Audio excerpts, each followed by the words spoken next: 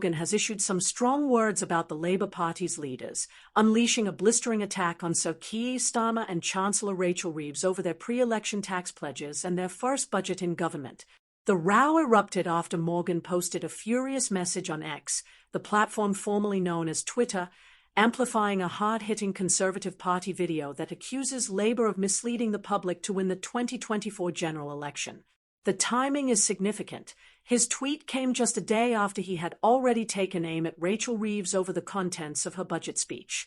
The Conservative video Morgan shared centers on a series of clips from Labour's election campaign. Dramatic classical music plays underneath as Rachel Reeves looks straight down the lens and declares, "Labour will not be increasing taxes. I can be very clear about that." In another segment, Labour leader Keir Starmer echoes the sentiment, "Let me be absolutely clear, we will not raise taxes for normal working people." The footage then cuts between multiple interviews and campaign appearances, replaying Starmer and Reeves making similar assurances that a Labour government would not hike taxes. The message is unmistakable. Labour's top team wanted voters to believe that a change in government would not mean higher taxes for ordinary earners. But the tone of the video then shifts. The final sequence jumps forward to Budget Day, with Rachel Reeves standing at the dispatch box in the House of Commons, addressing MPs, and aware that global markets and foreign governments were watching. She concedes, "I know that maintaining these thresholds is a decision that will affect the working people." The music swells, the clip freezes, and the video ends with a single word splashed across the screen in bold letters: resign. The Conservatives captioned the video with a direct allegation, writing, "To help them get elected, Labour told a lie." This is the story of one of the biggest deceptions in British politics. It was this line of attack that Piers Morgan seized upon, amplifying the criticism to his millions of followers. Responding to the video, Morgan did not hold back. In his own post, he wrote, "You don't have to be a Tory to be disgusted by this devastating mashup of Labour Party leaders lying through their back teeth about tax so they could win power." It was an unambiguous charge that Starmer and Reeves knowingly misled voters on one of the most sensitive issues in British politics, the tax burden on working people. At the heart of the controversy is the budget Reeves has just laid out. The Chancellor confirmed a freeze on income tax thresholds until 2030 to 31, a move economists expect will push roughly 1 million additional people into higher tax brackets over time, as wages rise but thresholds do not. She also announced a new so-called mansion tax and an increase in the national living wage for people over 21 years old. Critics argue that taken together, these measures amount to a significant tax grab, particularly through what's known as fiscal drag, where more income becomes taxable at higher rates without the official tax rates changing. Morgan's intervention struck a nerve, and reaction to his post came in fast.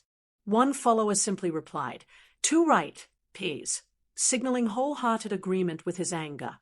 Another wrote, "They should all be held to account for the damage they have inflicted on working people and the economy." That user's focus was not just on the alleged broken promise, but on the wider impact of tax policy on living standards. A third commenter took aim at the broader culture of political promises, insisting political parties should be held accountable for what they state they will and won't do in their manifesto. After all, they are elected because of it. Politics has to change. For that user, the row over Labour's tax pledges sits inside a much bigger frustration, the sense that manifesto commitments can be quietly rewritten once a party is safely in power.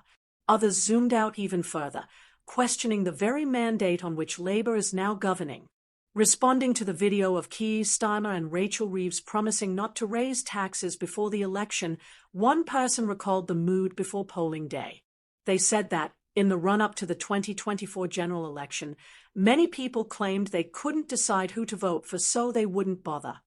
In that commenter's view, that indecision and apathy, combined with the first-past-the-post voting system, explained Labour's victory more than any positive enthusiasm. They claimed that 80% of the voters, due to indecision, didn't vote, and concluded grimly, "Now, we have the government we deserve through complacency." Another highly rated response focused on the long-term tax burden.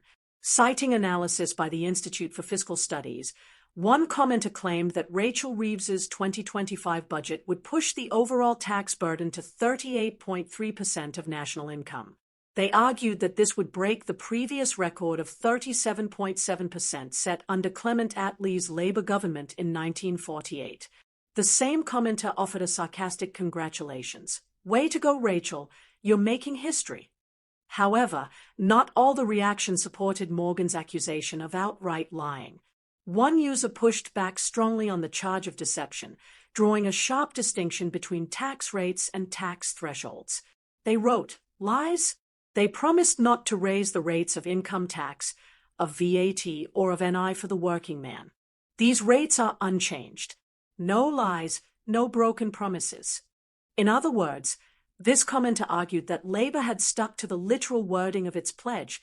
Basic tax rates have not been increased, even if more income is now being dragged into higher bands due to the threshold freeze.